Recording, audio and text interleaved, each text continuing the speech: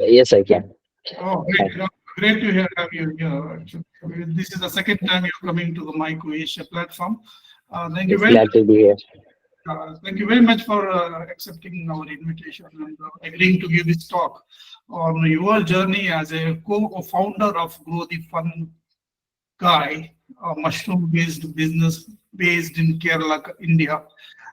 Before I hand over the platform to you, our managing editor, Dr. Rohit Sharma, will introduce you to the today's audience. Dr. Rohit Sharma, please. Thank you, Dr. Shah. So our next speaker, Mr. Adam Shamsudeen, founder, GrowtheFunGuy, Kerala from India. So he's a chief mushroom officer at GrowtheFunGuy, and which combines his passion for AI with mushroom cultivation to solve real-world problems. With a background in computer science, he has significant experience in backend development, in software engineering. His notable contributions include migrating database, implementing CI/CD pipelines, and developing scalable applications. At Grow the Fun Guy, he leverages his technical skills to innovate in the field of fungiculture, aiming to make a positive impact on the environment and society. Adam's journey reflects a unique blend of technology and sustainable agriculture, showcasing his dedication to the creating innovative solutions. With this, I welcome Mr. Adam. Welcome to the today's international seminar. Please go ahead with your talk. Yeah. Let me share my screen.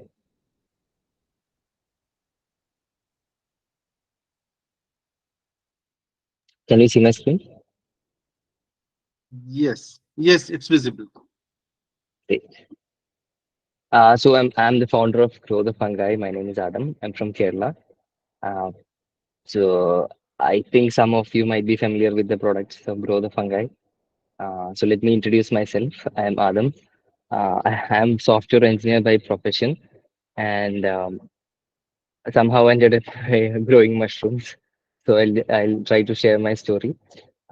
So when in 2011, when I was in studying in Saudi Arabia, my dad had a heart attack, and we had to fly back from there. So I did all my schooling in Saudi Arabia. So it was a cultural shock for me to come to Kerala and start to live here, right? Because uh,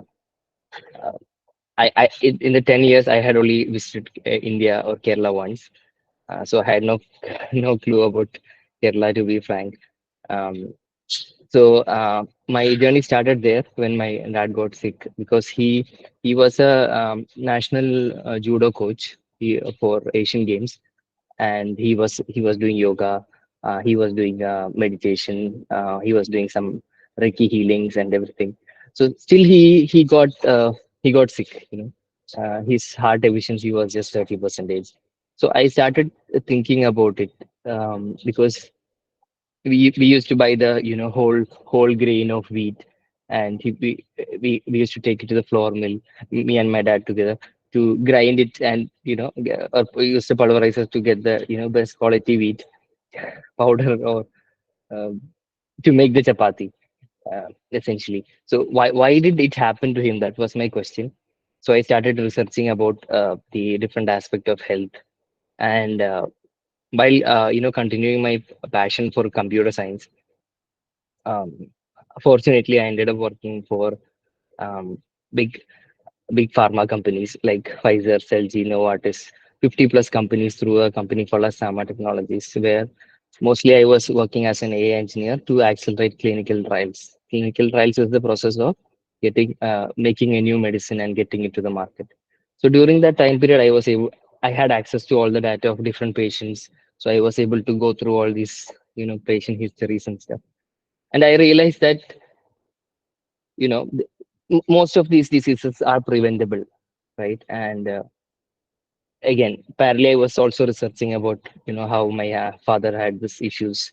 So essentially my goal was to, how we can stay healthy for me and my family personally.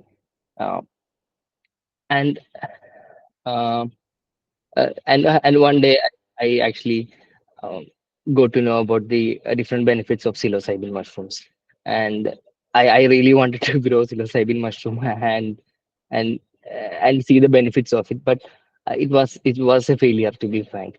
But then I started trying to grow like oysters, and it became a success. Then I always bombard my ideas to my wife, and I tell her like I have this idea, I have that idea.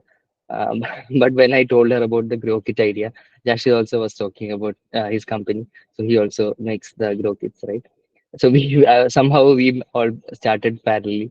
When he was, I think, designing it in Bangalore, we were, designing it here in Kerala. So when I told her this idea, usually she just, she'll just tell me, You are always telling me different ideas. None of these are good, right? Right? I mean, she won't say that. She'll just, okay, it's okay. It's not that great. But when I showed her the grow kit idea, she was like, okay, a bit excited because she is also a creative person. He was thinking how we can present it, you know, to the world. So that's the idea. So how we launched it by, uh, this is the initial prototype. So our goal was to sell 100 grow kits. So we took orders from. Am I audible? Yes, very, very clearly. Yes. Yes, yes. Okay. So yeah, I started taking for orders from my friends and family for making the grow kit. So this is the first prototype you can see on the screen. It was white oyster. I got the first spawn from BM mushrooms. I'm very grateful for that because I didn't know basics of spawn back then. So I ordered the mushroom spawn from BM mushroom and when I started, and from the KVKs around me. So I started collecting different spawns from different places, and yeah, so this is the first prototype. Then once we got the orders, we started making the grow kits and we started selling, sending it out to different people. Then we started to realize, the problems that we face. That is, most of them did not grow the mushrooms. So we then we started to iterate on the grow kits. We send out the grow kits to everyone who did not get the mushrooms. Essentially, they are growing the mushrooms from the grow kit to see the mushroom grow, not to eat, not to consume it. That's what I understood. They want to see that thing coming out because it doubles in size like in 24 hours, right? Um, so this is the initial thing that you can see. That's not my handwriting. That's my partner's handwriting because you won't be able to read my handwriting. Um, so yeah, so this is the product. Finally, we came up with the idea, the design, and we finally made it a success. Now we are, selling different grow kits types, mostly pink oysters through our website and Amazon. And while going through, the grow kit, while making the grow kit, I realized that there is a huge problem with the substrate. That there is no availability of standard substrate. So during that time, I've seen people in US, in UK, they are using pellets for growing hardwood pellets. So I thought, why not make up my own pellet, right? With our own blend. So we started researching on different types of blends that we can use. Then we uh, uh, so I think I don't have to speak about different benefits of mushroom here because I was not here for the earlier talks, but I think most of you are aware of it. But still, I'll just go through this. Um, the oyster mushrooms are really good for lowering cholesterol and diabetes. There are a number of papers on that. Then there are mushrooms that helps with depression and addiction. That's the psilocybin mushrooms. Uh, then the immunity and improved sleep. That is, I hope everyone knows that's Ganoderma. And energy and overall health.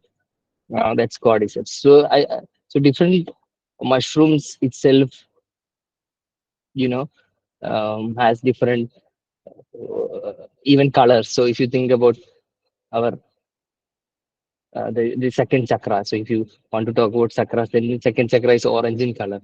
So the cordyceps mushrooms will help you to improve the performance of that chakra, if I'm saying it that way. So that's the color. It has the same color. I don't know how these things are coming together in nature, but I've found it fascinating that the color of the mushroom and the chakra. Same thing with the psilocybin mushroom. The Ajna chakra has this purple color and the psilocybin mushroom has this purple spots. So these things are very fascinating for me. I don't know how to make the connections. So these are other different mushrooms. that you can see. Um, I'm not going to go through all these things because I think most of you are familiar with it. But we are trying to grow some turkey tail and lion's mane here in Kerala. That's two things that we are focusing on, mostly lion's mane. And we are like trying with 4 or 5 different types of strains now. You can check out our grow and everything in our Instagram page. We try to share everything like whenever we try to learn something new, we try to share it with others as well, because I come from a software background where we work mostly as an open source. Every application in the computer is mostly it's open source, meaning you can see what is underneath it if you go to GitHub. So I believe in that principle. So most of the things that we do, we try to share with others as well. So when we went to the farmers, we realized that there is no good substrate for the farmers. So that's when we started to give out our pellets to farmers also around us, mostly in Kerala. Um, and we wanted to tackle the first three for the farmers. So mostly the farmers were using the formalin and carbon dioxide. The problem with that is that formalin is lethal and carbon dioxide is banned in US, UK, different countries. And there are studies where it shows that carbon dioxide you know causes infertility in rats. So we are, if we are going to say that mushrooms are healthy, and then we are going to use uh, formalin and carbon dioxide, then I think it defeats the purpose, right? So I wanted to make something that is easy to use and where we don't need to use chemicals. So that's the whole idea of mush pellets. You just take 1 kg of mush pellet, add 1.5 liters of boiling water into it, and then when it cools down, you add the spawn, and it is ready to use. Currently, we have more than 500 farmers here in Kerala using it. We have farmers all over India, actually, but mostly in Kerala because the price of mushroom is very high in Kerala compared to other states. I don't know why, but uh, so more people are growing mushrooms here now. So this is how you can see the farmers are growing using mush pellets. They just hang it or use racks, and this is a fan and pad system. It's a 3,000 grow bag facility in Kannur in Kerala. They are fully using mush pellets. I think now they have second grow room setup. It is also 3,000 beds. So they produce around 25 kg mushrooms per day. That's fluctuating between like 15 to 25 every day. Actually, it's not a consistent thing. So I think bringing consistency to mushroom growing is also another challenge. And the advantage of another mush pellet is that it has very good NPK. So once you're done with the bags, you can essentially put it back to your farm and improve the quality of your soil. And even without composting, we have seen that good results for our soil. So especially in my farm, we have different types of fruits. Nutmeg, there's a nutmeg tree that you're seeing. So when you put it back to the soil, you get some mushrooms if it rains. But even if it's not raining, you can see the quality of the soil increasing over the period of time. The yield of the mango tree. So we have around 12 different types of mango trees in our farm, and all of them are flowering and doing really well. I think they also like the mycelium in the soil, I guess. So these are some of the recognitions that we have received. Um, we received the Agripreneur Award of this year and featured in different newspapers. We are the we won recently we won RKVY. It's a Rashtriya Krishi Vikas Yojana. Uh, so we won a grant of 20 lakhs from the central government for our work to continue our work. Similarly, for the work in mush pellets, we have recently received a grant of 7 lakh from the Kerala government to continue the work in the mush pellets. So we are bringing out two different types of mush pellets now. One for uh, we have mush pellets. We'll be soon launching the mush pellet pro, which has more yield. So currently the biological efficiency is 80%. We're trying to make it at least 150%. That's the aim we have. And and milky mushroom pellet is also on the way. Um, so much R&D is happening around that. Hopefully, it will be launched very soon. Um, so the advantage of Milky Pellet is that um, we can essentially grow milky mushrooms at a 2x speed. That's what we have seen. The colonization speed is very high in our new combination, and the yield is also considerably high. And the same pellet can be used as a casing also, so you don't need under casing. So essentially, this is the journey. Like I said, I wanted to grow psilocybin, but now I am here. That's the real story um, of me, and I think I have become a bit of success in growing psilocybin also, because I wanted to give that to my parents, and I did that also, and I'm very grateful that I was able to give it to them because now they have a. I think the quality of their life has improved. So that is the mission that I am on, and slowly, step by step, I think we'll be there. So we also have a fungi. Currently, it's not available. It was available to the public. Right now, it is not. So if anybody wants, you can request it to me. It is an AI-based chatbot. Um, Currently, we are using GPT-4, and it has some capabilities. You can interact with the chatbot and ask anything about mushrooms. It is trained on different books and articles on mushrooms, and it also has like knowledge of our products as well. So uh, we use that internally currently. Hopefully, we will open source that also, so more people can use it. So yeah, I am concluding my talk here. So if you have more questions, we can uh, go ahead. Thank you, Adam. Can you hear me? Yes. Can you tell me how did you develop this AI tool, AI bot actually for fungi? Just give us more information because it looks like it's going to be a great tool soon actually. So earlier I used ChatGPT underneath and retrained on top of it, but right now Fungi um, is is using something called as custom GPT. So ChatGPT has released something called as custom GPT, where you can create your own GPTs by giving your own corpus of data. So I created a corpus of information of different types of mushroom, and then not only mushroom, the cultivation aspect, different books, right, different articles, and it will also, when you ask the question, it will also scrape the internet to find the answer as well. So that's how it is currently working. Can you please stop presenting so that we can have a better view of you, please? Thank you. Was I audible? Like, did you hear me answer the question, or Very, was? very clear. My point. I mean, I want to just discuss about marketing of it. I mean, the kit, the design and everything is so pretty, very attractive. So just give us. I mean, I'm not sure whether you heard Jashid, but how do you market mushrooms, mushroom-based products when the consumers may not be that ready? Are you just selling to the consumers who are already ready? How do you do it actually? I think mycophobia is very huge in India, and only I think 5% of the population is ready to try the grow kits. For us, currently the success is through mush pellets because the farmers can easily grow mushrooms.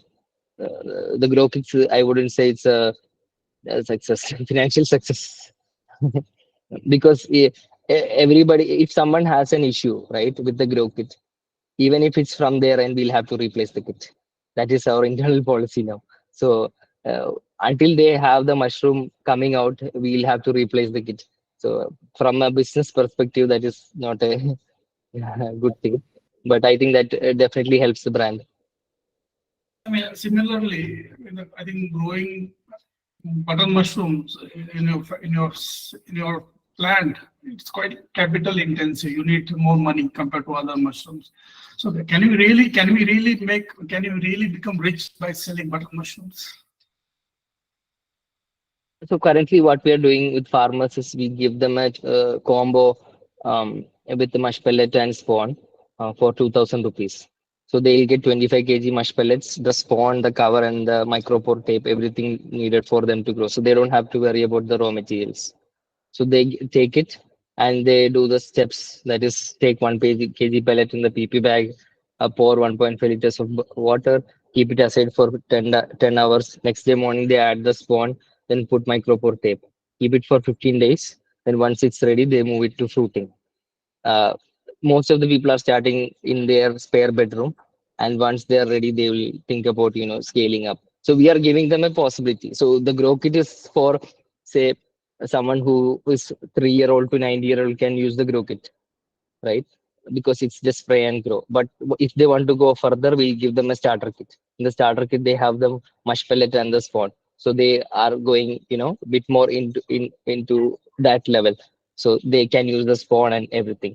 And if they want to go further in, we are also selling sterilized grain bag and liquid culture. So every aspect. So we are catering currently every aspect, meaning we also giving to big farmers like who's making 20 kg mushroom per day. We are giving mush pellets to them. So our this thing is from farmer who wants mush pellet for 40 rupees. We are having a shroom villa online, which is like a mushroom grow tent that you can keep in your house. That's for 40 like 20,000 rupees.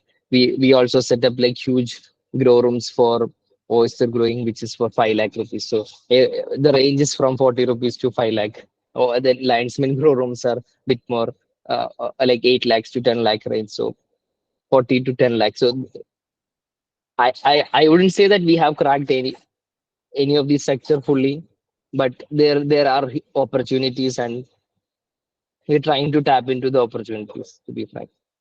Thanks for that. Last point, my last question. Other than the fungi AI, how could the AI and machine learning help in mushroom technologies or mushroom cultivation? Because you are a It, computer scientist and you are into it, technology now.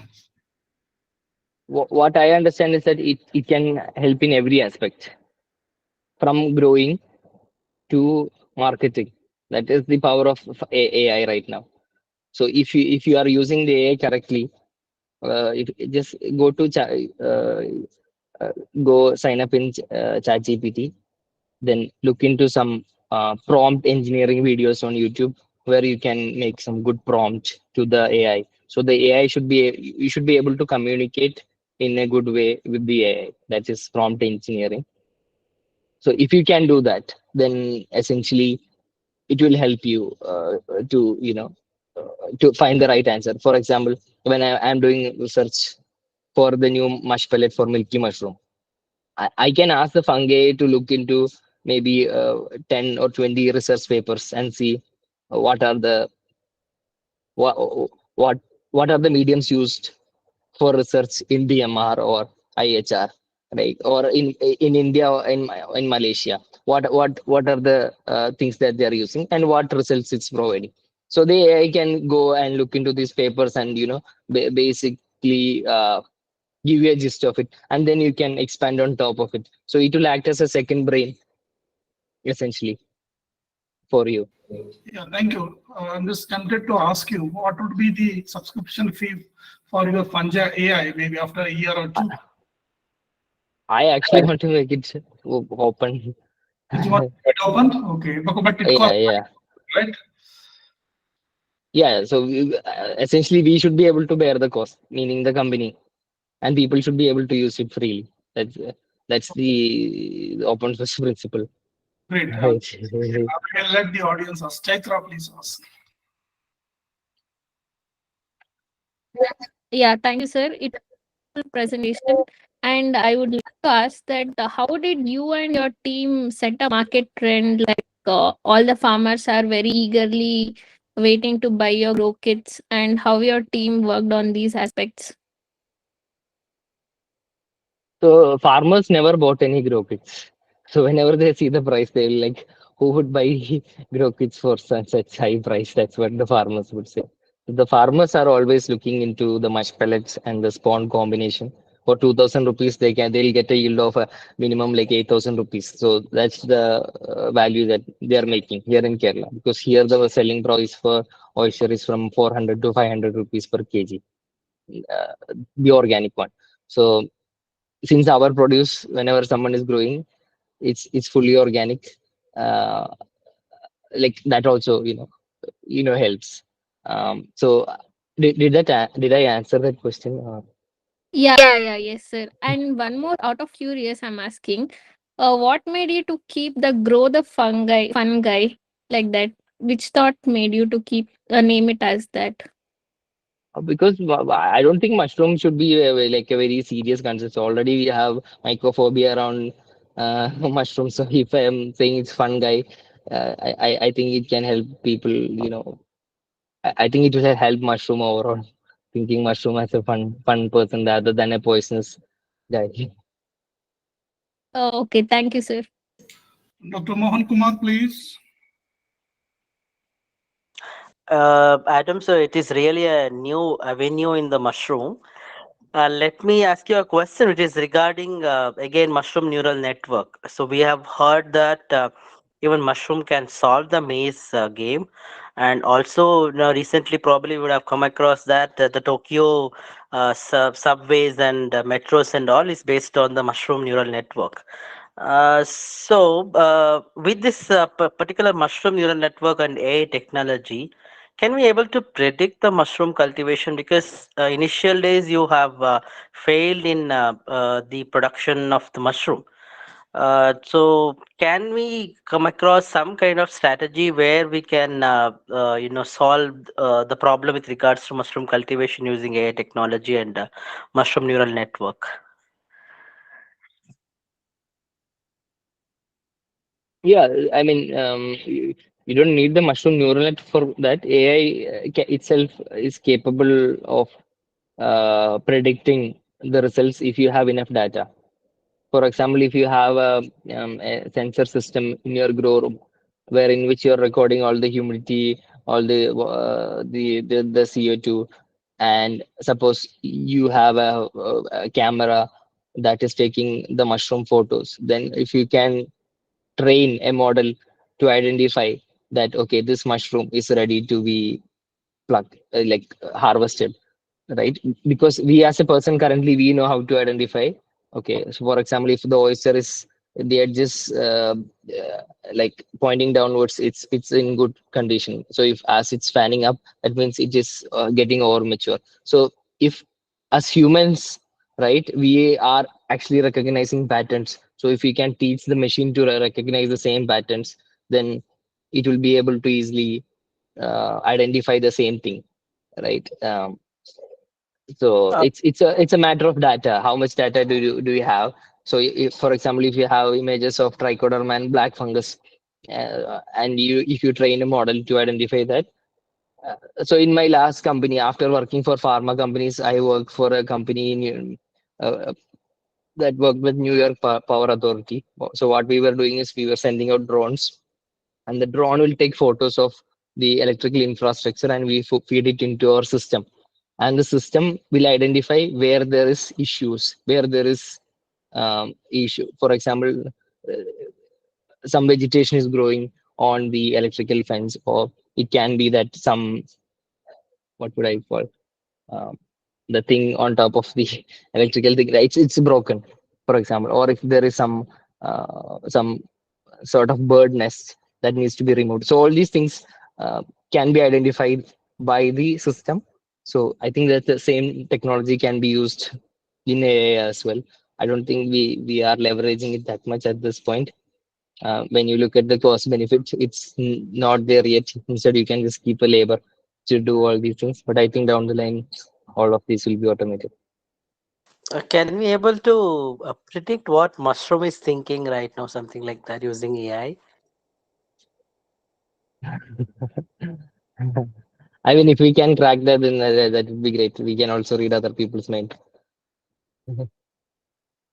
Okay, okay. Deepak Gowda, please.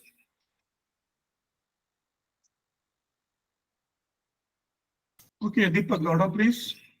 But what I have seen with mushrooms is that if you are giving love to the mushroom will grow better. That I have seen. When we give grow kits to like a 5-year-old kid and you give it to a skeptic, 30-year-old and a 5-year-old who is, happy to get the kit. And if the 30-year-old is very skeptic that will it grow or not, it might not grow for them, or it will grow partially. Whereas for the kid, it has, come out really well. So that shows that, all these things are connected somehow. Whatever you are thinking is, they can also feel.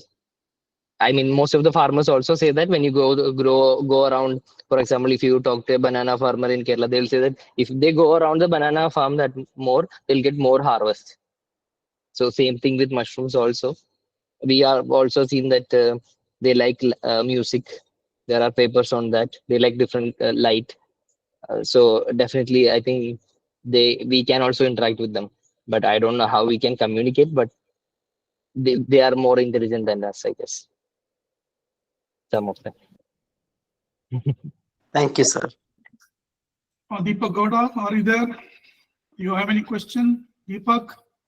Yes, sir. Yes. So I, I just wanted to ask Adam what his first time was when he took psilocybin mushrooms, and if maybe he could tell us a little bit about that, maybe not in detail, but what was it like? So from scientific perspective, what is happening is your prefrontal cortex is coming down. So that means all your thoughts. So essentially, when you are sitting down, you are thinking about your past or your future. So when you are taking psilocybin mushroom, you get a chance to quiet that down. And when you have a certain intention, so most of the researchers we can see that it's around cancer depression. So most people are depressed, right? Um, they are thinking about their thoughts mostly. So when they get a chance to take the psilocybin, and when the thoughts come down, they can their brain. I don't know if you guys have seen. There is this photo of psilocybin connectivity. Let me see if I can show you here.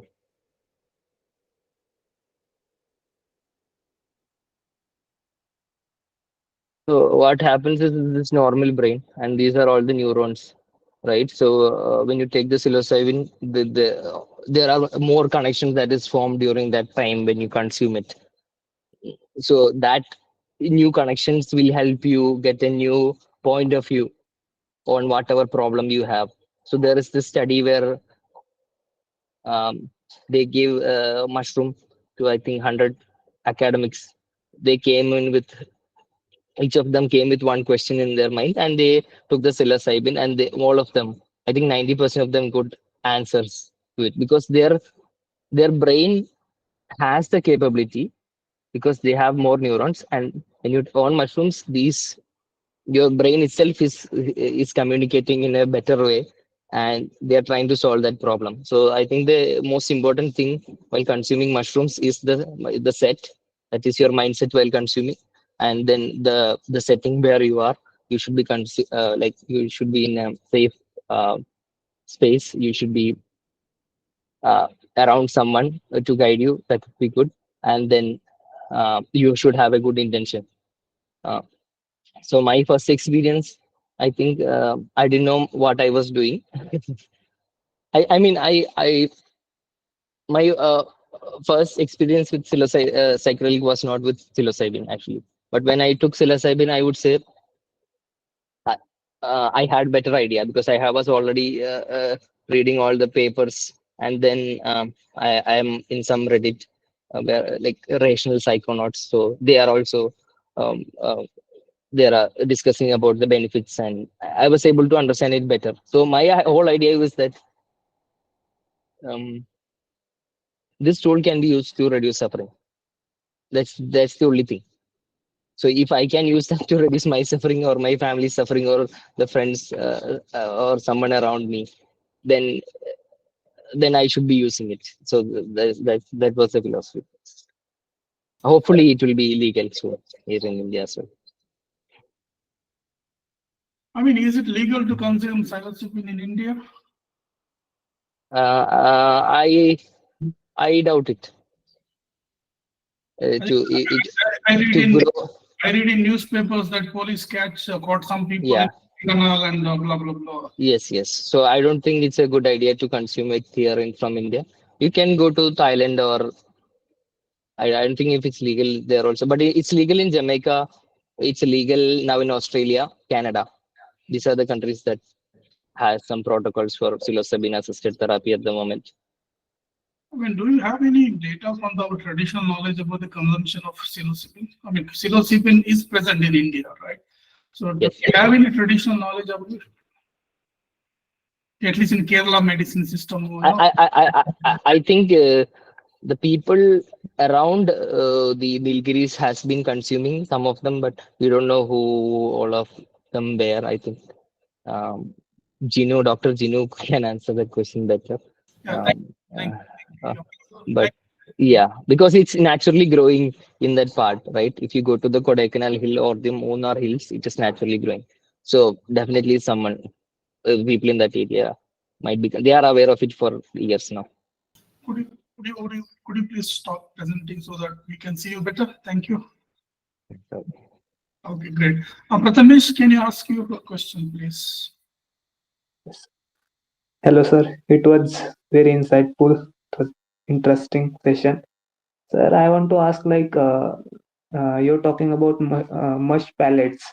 So, what are the ingredients in mush pellets? Pellets. so the main ingredient, the basic ingredient is the rubber wood sawdust. So traditionally in Kerala, most of the growers were using either paddy straw or rubber wood sawdust. So rubber wood is a hardwood.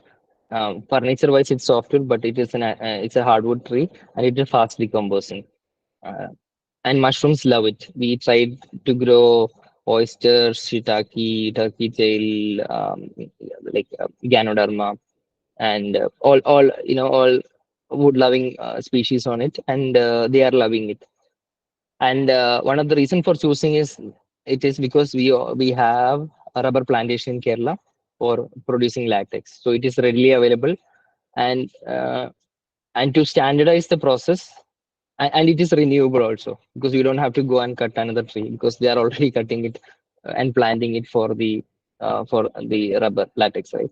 And then um, there is one more advantage, that is um, there are some mills that is just cutting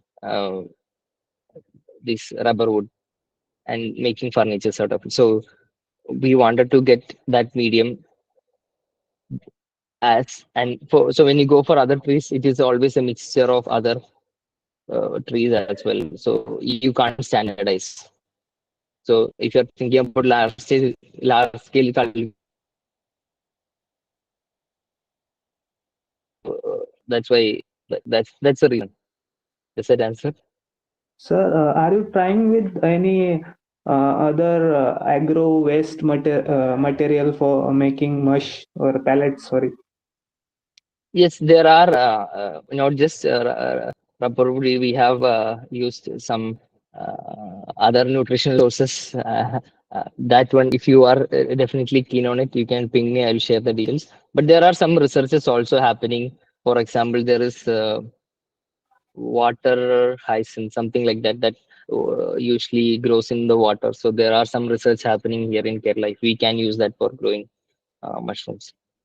We are also working with them. It's a university, agriculture university, so we are working with different universities here in Kerala also.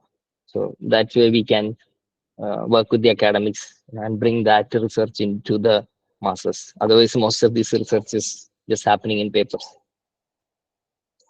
Sir, I want a last question, sir. Sir, what is your USP, sir, unique selling proposition of your business? Unique selling point at the moment is we have a lot of different products. So lion's mane powder is one unique selling point, because or you can't get I don't know if anyone else is making organic lion's mane powder. Yeah, some of them Biplab is making, but very few people are making. organic lion's mane powder. Then mush pellets, of course. Nobody else is making a medium for growing mushrooms. Um, Unique selling point. We also have other things like, so if you are into mycology, we are even selling still air box. We are not making any profit from selling still air box essentially, but still it's just that more people should have access to mycology.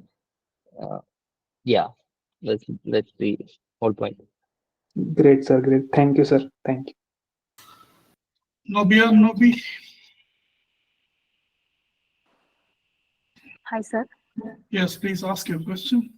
Yeah, actually, I had your presentation was very amazing, and I want uh, to be in touch with you regarding this mass palette.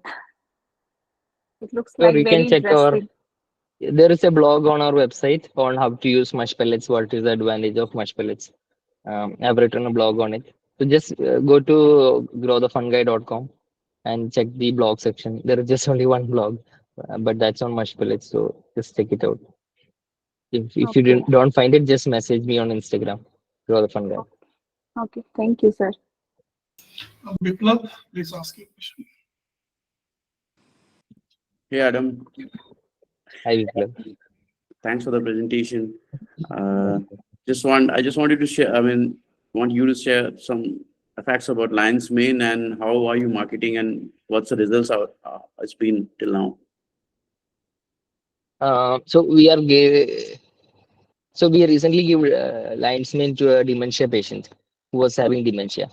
Right, he was bedridden for like I think 3 4 months. He didn't know that he was bedridden. So his son is he's in GCC, like in a Gulf country. So when he called me very recently and he told me that he's expressing emotions now. So he didn't have emotions before. So now he started to express emotions. So that's one thing that I've very recently uh, seen. That's one progress that I have seen, one story to share. There are other stories.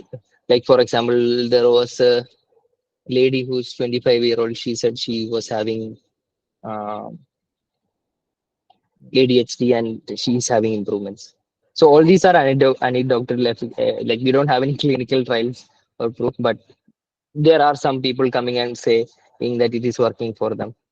So you have to consume it for yourself and see if it's working for you. I don't think everything is for everyone. Sure. Thank you. Yeah. Adam, thanks for highlighting about the stories. Can you actually message about these kind of stories to your potential customers? Because this is not really a scientific way of testing the efficacy of the products. So, as a marketer, how do you use this information in your marketing communication to the messaging to the potential customers? Because I always have this kind of issue with the mushroom companies. They claim this product has this potential or this effect and all. But if somebody goes to the advertising that court or something, now complaint to, then people could be in trouble actually. True. Yeah, I mean, if it's like a testimonial, definitely we can share the testimonial with others, right? So that's what we are doing. Some people share their testimonials of usage. We have got most testimonials for cordyceps actually, because that they mostly see the benefits really fast. For example, if they're going to gym and taking cordyceps, they'll be able to do 2 more reps, which they'll be amazed. Maybe they'll be able to spend more time in the gym without getting tired. So it definitely boosts the VO2 max. That is the oxygen utilization capacity of your lungs. So uh, again, when coming to lion's mane, I am still researching on that because there are a number of active compounds in lion's mane. There is hericinon A, B, C, D, T, J, right? Then there is hericinon. So there are like a number of active compounds. We don't know which is doing the best job. So more research needs to be done to say that even lion's mane is, good for the masses. I don't know if it's still for the masses, to be frank, but I have seen that it is working for the people that we have given. Yeah.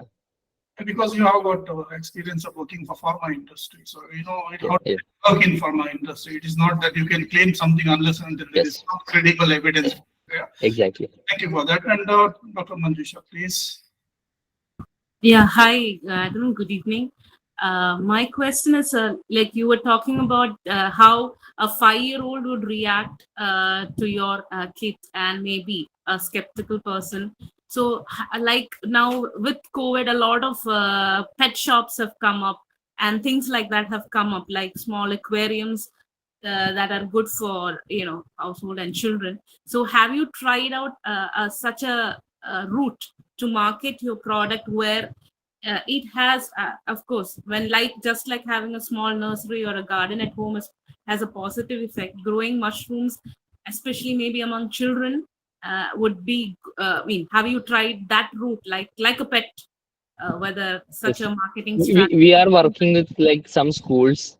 So in some of the schools, they are growing like 2, 3 bags in their classrooms in Kerala. So always in classrooms, they are getting good results.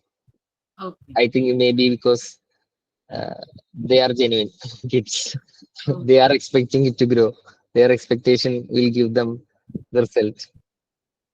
Whereas someone who will be like, uh, they open the kit and on the third day, if they don't see it, they'll be like, I don't think it's going to grow. They'll just message us. I don't think it's going to grow. Um, so even that is whatever you are saying is creating your reality. That's what I believe. So if you are saying that it will not grow, then it might not grow. So you said you're associating with universities in developing your technology, as well as do you give trainings to like maybe students at a higher level, like graduates or postgraduate levels into, mushroom cultivation, probably based on your scientific research in these areas? And are you interested? If not, are you interested in developing such training programs for students? Sure, like, yeah, we can discuss. You can send me a mail. We can discuss on it further. If it works for both of us, then we can proceed further. Because if it's for educating, then it's a good idea always.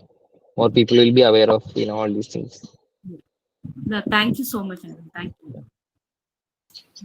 Gopinatha, please ask your question. Gopinatha. Nagendra Chandravanshi, please.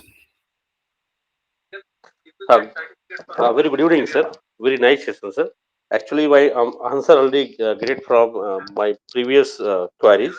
So actually, I want to know how to choose the best harvesting time for cultivate mushroom through the using of AI. For which mushroom? So generally, we are working the oyster and Psilocybin indica.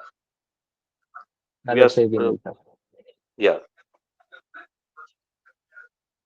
So if you are, so I have seen a farm in Norway. I think they are using AI technology in which they are running a robot on top of the button mushroom bed, and while it's going, it's scanning, and based on the size um, and the cap structure, that is the parameter that they are looking for, and if they find that that is matching whatever is in their database.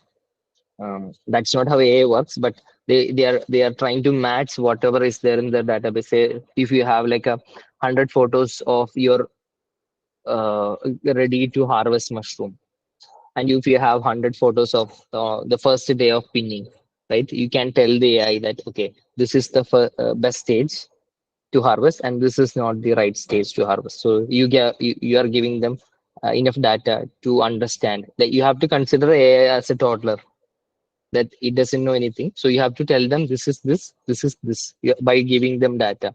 So when they have this data, with enough data, it will be able to identify. Then even then there will be edge cases, right? But mostly it will be able to identify. So if you have enough data, then there are models. So just look into computer vision models online. Now it is very easy to create computer vision models online.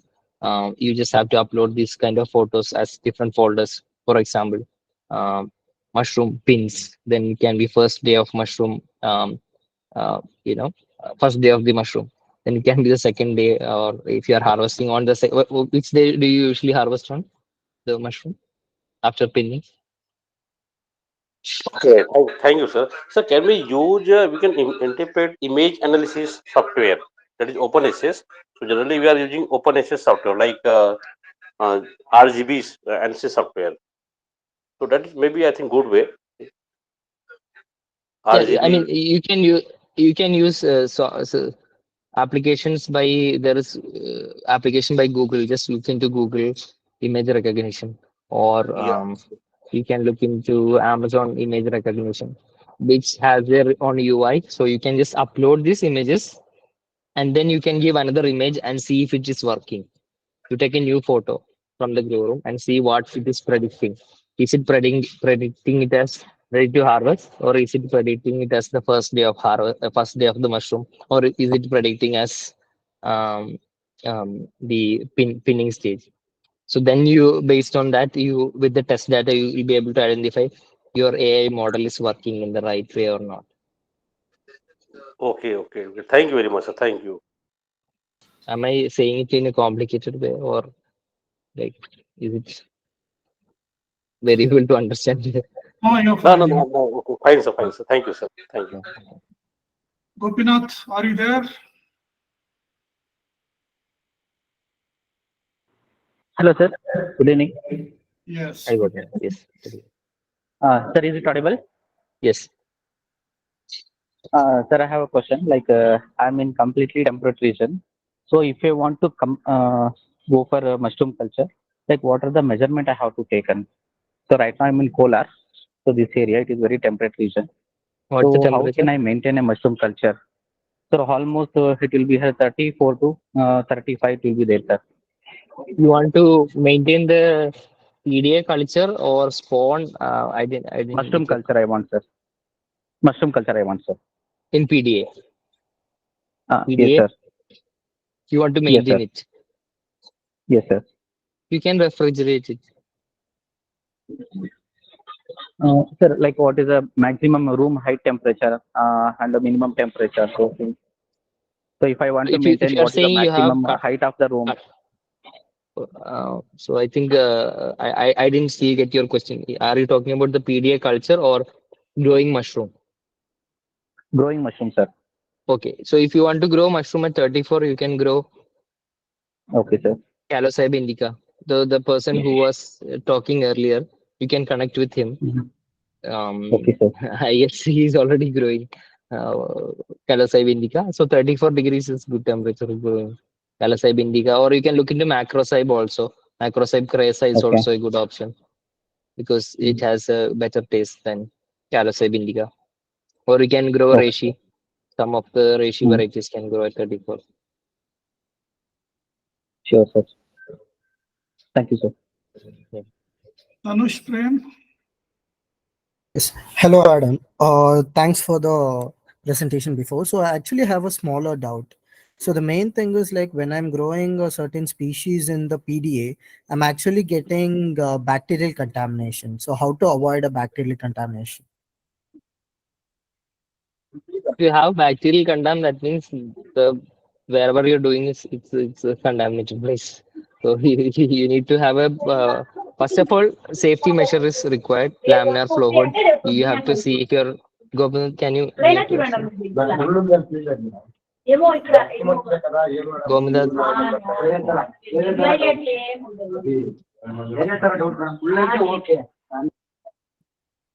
yeah. So you have to make sure that the place that you're doing all the lab works is clean and it's still.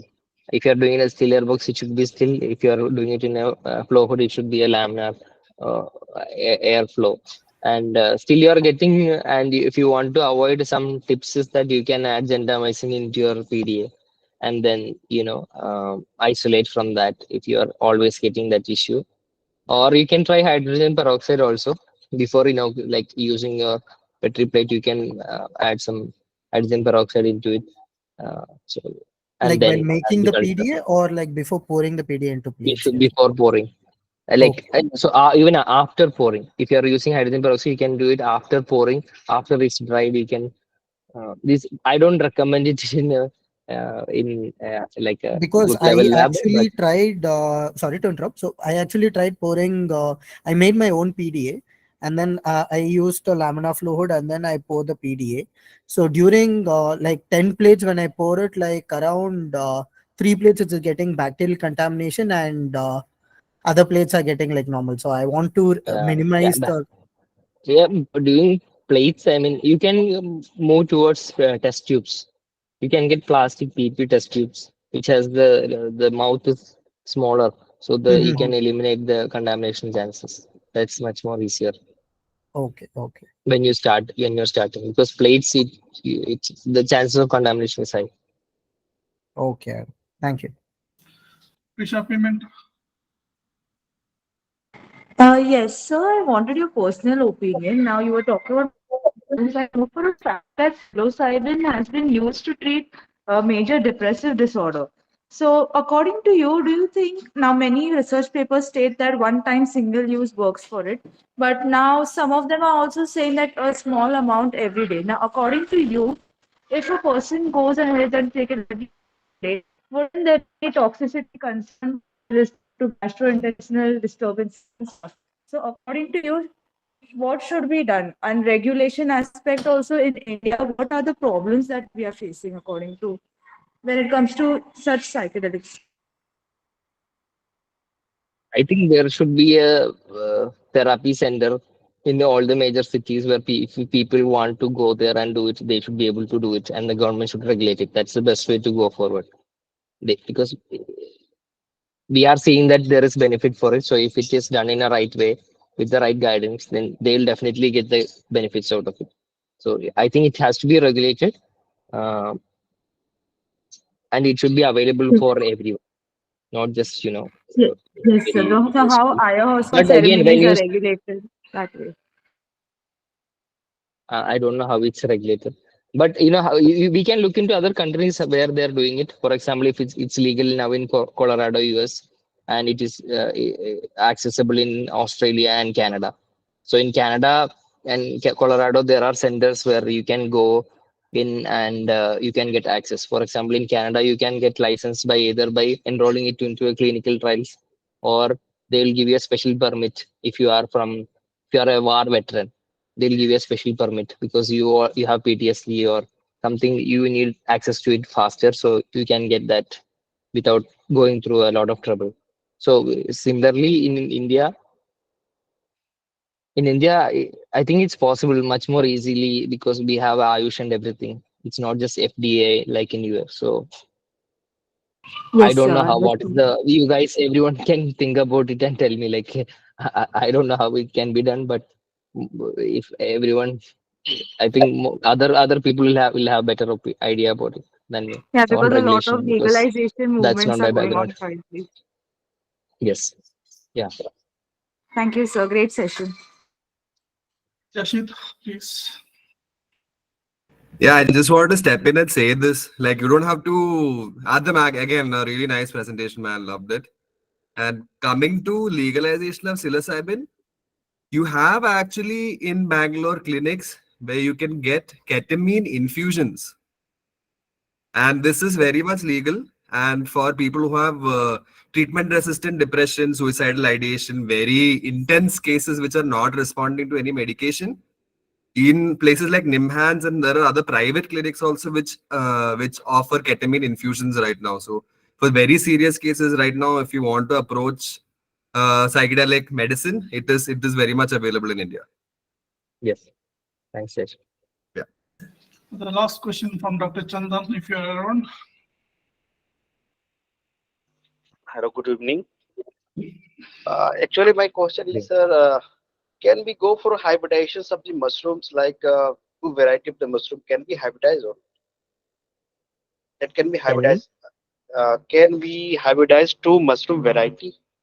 Like if we take Western Protus ostratus and Protus florida, and if you want to increase the yield quality, if we'll crossbreed them, can we Yes, yes, breed that? yes. Yes, I have seen some works happening in Kerala Agriculture University. There is a variety of oyster and king trumpet. They call it black pearl king or something. There is a cross variety. which is good delicacy outside India, in US and everything. So I think there is a possibility. I've seen a cross that is good for colonization, but it was not having good taste. There was one cross that they have done. I think it's uh, uh, Sajor Kaju and something they were crossing. I don't know which one exactly, but it is possible. Okay. I haven't It is looked into it possible. much, but it's possible. Yes, Thank you. only with compactable varieties, but still. Okay. Final comments from Dr. Rohit Sharma, Managing Editor, Myco India, please. Thank you, Dr. Shnay. Thank you, Adam, for a very nice talk and taking extensive question answer session. I think the pellet is a good replacement for the straw. That what I liked in the most important. The lion's mane mushroom supplement is I think very rare, and very few people very correctly said that very few people must be working on that. And congratulations for your recognition and laurels. And thank you very much for joining with us. Thank you so much. Thank you for the invitation. Rohit, let me invite the last speaker, Mr. Kishot Navaratna Raja. Kishot, can you hear me? Hi, Dr. Bella. Yes, I can hear you well. Okay, great. Sorry, you have been waiting for your turn. Thank you very much for accepting our invitation to talk